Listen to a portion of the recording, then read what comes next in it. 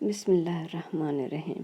سورہ الانعام آیت نمبر 108 میں اللہ پاک فرماتا ہے، اور جن لوگوں کو یہ مشرک اللہ کے سوا پکارتے ہیں ان کو برا نہ کہنا کہ یہ بھی کہیں اللہ کو بے ادبی سے بے سمجھے برا نہ کہہ بیٹھیں۔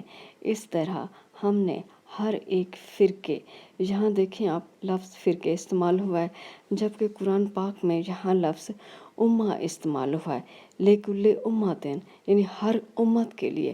امہ کا لفظ قوم کے لیے استعمال ہوتا ہے، جیسے مسلمان قوم، جیسے عیسائی قوم، جیسے یہودی قوم۔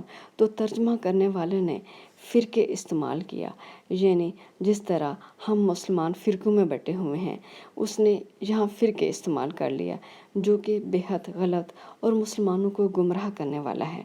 یہ لفظ استعمال نہیں ہوگا بلکہ امت استعمال ہوگا۔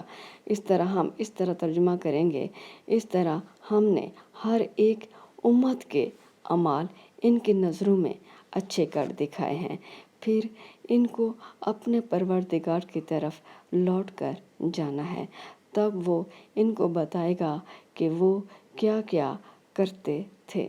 دوستو، میری آپ سے گزارش ہے کہ قرآن پاک کا ترجمہ کرنے سے پہلے اگر آپ عربی زبان میں تھوڑی بہت سمجھ بوجھ حاصل کر لیں تو قرآن پاک کو سمجھنے میں آسانی ہوگی۔ جیسے اس آیت میں لفظ امت کا استعمال ہوا ہے، لفظ امت کسی بھی قوم کے لیے کہا جا سکتا ہے، جیسے مسلمان قوم، جیسے یہودی امت یا عیسائی امت، جو بھی ہے، لیکن فرقہ نہیں ہو سکتا اس کا ترجمہ جو اس ترجمہ کرنے والے نے کیا ہے۔ اگر آپ عربی کو سمجھتے تو آپ یہ سمجھ لیتے کہ لفظ فرقہ صحیح نہیں ہے۔